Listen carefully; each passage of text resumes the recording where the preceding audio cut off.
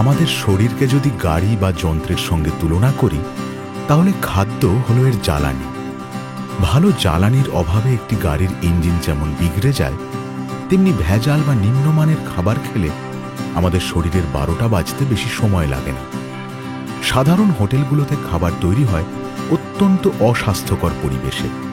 খাবার তৈরিতে দিনের পর দিন একই তেল ব্যবহার করা হয়। ক্রেতাদের আকর্ষণের জন্য মেশানো হয় নানান ধরনের রাসায়নিক রং।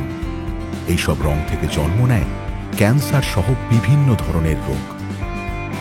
স্বাদ বাড়াতে খাদ্যের গুণাগুণ বিচার না করেই রান্নায় বিভিন্ন ধরনের উপাদান তারা ব্যবহার করেন। আমরা সবাই এই সব কথা কম বেশি জানি, কিন্তু তারপরও আমরা বাধ্য হই হোটেলের কিংবা ফুটপাতের অস্বাস্থ্যকর খাবার খেতে, কারণ স্বাস্থ্যকর খাবার চাইলেই পাওয়া যায় না। পৃথিবীর অন্যতম ব্যস্ত নগরী ঢাকায় বসবাসরত বেশিরভাগ মানুষই চাকুরিজীবী, যাদের অধিকাংশই মধ্যবিত্ত কর্মজীবী। ভেজাল ও নিম্নমানের খাবার খেয়ে যাদের অধিকাংশ মানুষ ভোগেন পেটের পীড়ায়। কিন্তু যদি এমন হতো যে এই মধ্যবিত্ত কর্মজীবীরাই স্বাদ ও সাধ্যের মধ্যে স্বাস্থ্যসম্মত দেশি খাবার পাচ্ছেন অতি সহজেই। এইসব ভাবনা থেকেই নারী উদ্যোক্তা আফরোজা খান প্রতিষ্ঠা করেন দক্ষিণ এশিয়ার সবচেয়ে বড় রান্নাঘর। প্রতিষ্ঠা করেন খানস কিচেন। তখন মনে হচ্ছে যে আমি এত বড় করে এইভাবে করব, সেটা তো একটা রিস্ক মনে হয়েছে।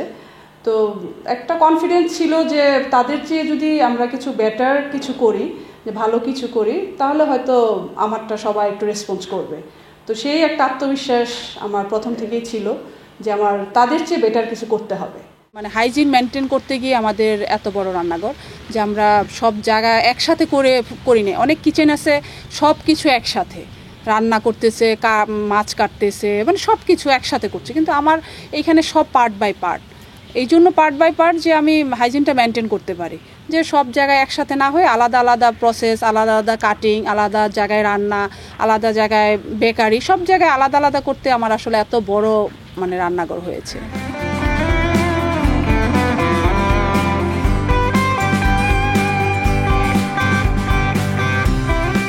বিশ্বের সর্বাধুনিক প্রযুক্তির যন্ত্রপাতি ও সরঞ্জামাদি ব্যবহার করে মানুষের হাতের স্পর্শ ছাড়াই খানস কিচেন প্রতিদিন লাখো মানুষের জন্য স্বাস্থ্যসম্মত ও সুস্বাদু খাবারের ব্যবস্থা করে চলেছেন। কিন্তু কিভাবে সম্ভব করলেন এই বিস্ময় কর্মযজ্ঞ? আফরোজা খান সেসব স্বপ্নের কথা বললেন আত্মবিশ্বাসী কণ্ঠে। নারী উদ্যোক্তাদের সুবিধা তো আছে, কিন্তু পাশাপাশি অসুবিধাও আছে। আমি যখন এটা স্টার্ট করি তখন তো অনেক প্রবলেম ফেস করতে হয়েছে। আমি প্রায় 2 থেকে 3 ইয়ার্স আমি ব্যাংকে দৌড়াদৌড়ি করি। তারপর দেন আমার এই প্রজেক্টটা আমি কাজ শুরু করি, ওরা যখন আমাকে ফাইন্যান্স করে। এই রান্নাঘরে ব্যবহার করা হয়েছে বিশ্বে খাবার ম্যানুফ্যাকচারিংয়ের জার্মানির সর্বাধুনিক 4G হাই এফিসিয়েন্সি ক্লাসিফায়ার প্রযুক্তি, সর্বোচ্চ মানের কাঁচামাল, উৎপাদনের সর্বাধুনিক প্রযুক্তি, কম্পিউটারাইজড ল্যাবরেটরি, নিজস্ব প্যাকেজিং ইউনিটের আধুনিক ব্যবহার নিশ্চিত করে শতভাগ গুণগত মান বজায় রাখতে সচেষ্ট আফরোজা খান। আর এসব খাবার তৈরিতে আফরোজা খানের সঙ্গে আছেন বিশ্ববিখ্যাত রন্ধনশিল্পী টনি খান। হাইজিন আমি মেনটেন করছি এই জন্য যে আমার সবজি, মাছ, মাংস মানে সব কিছুই আমার আলাদা আলাদা প্রসেস, যে জিনিসগুলো আমার হচ্ছে। এই জন্য আমার মনে হয় যে সবার খাবার যেটা সেটা একটু ডিফারেন্ট। নিজস্ব রেসিপি আছে, শেফদেরও আছে, টনি খান আছে, ওনার রেসিপি আছে, উনি অনেক রেসিপি দিয়েছেন যে কিভাবে আসলে ফুডটা রান্না হবে, ওই জিনিসটা উনি দেখেন।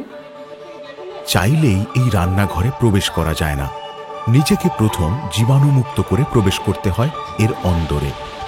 এটা জীবাণুমুক্ত করার মেশিন। এটা বাইরে থেকে যারা আসবে তাদেরকে এটা এয়ার ওয়াশ বলে।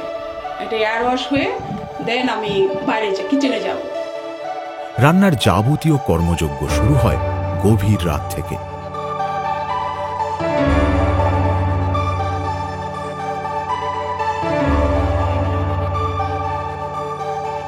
এখানে রাইস স্টিমার মেশিনে আধা ঘন্টায় প্রায় 30,000 মানুষের ভাত রান্না করা যায়। আমি যতটা আশা করি নাই তার চেয়ে বেশি রেসপন্স পেয়েছি। নারী উদ্যোক্তা হিসেবে আফরোজা খানের এই বিপুল কর্মোদ্যম আমাদের মুগ্ধ করে, বিস্মিত করে। এক্ষেত্রে তার স্বামী আলিফ আহমেদ সহযোগিতার হাত বাড়িয়ে দিয়েছেন অকাতরে। খানস কিচেনের কারখানা তৈরিতে 15 বিঘা জমি দেন তিনি। এমনকি পুঁজি জোগাড়েও বেশ কিছু জমি বিক্রি করে দেন আলিফ আহমেদ। হাজব্যান্ডের সহযোগিতা ছাড়া মানে যে কোনো কাজই আগানো খুব মুশকিল। আমার হাজব্যান্ড আমাকে অনেক সহযোগিতা করেছে সব কিছুর ব্যাপারে, যে কোনো মানে সে অনেক সহযোগিতা করেছে, সেই জন্যই মানে আমি করতে পেরেছি আমার মনে হয়। আমার বাচ্চারাও আমাকে আসলে অনেক সাপোর্ট করে, যে মা আসলে অনেক সময় আমাকে একটু দরকার হয়, ওরা বলে যে না মা কাজে গেছে, একটু ওরাও আমাকে অনেক ব্যাপারে ছাড় দেয়। অতঃপর 2017 সালের সেপ্টেম্বর মাসে শুরু হয় খানস কিচেনের বিস্ময় যাত্রা, যা ক্রমশ বিস্তৃত হচ্ছে আরো বড় পরিসরে। তুমি যে আমার কবিতা, আমারও বাঁশির রাগিনী, আমারও স্বপন আদো জাগরণ, চিরদিন তোমারে চিনি। তুমি যে আমার কবিতা, আমারও বাঁশির রাগিনী, আমারও স্বপন আদো জাগরণ, চিরদিন তোমারে চিনি।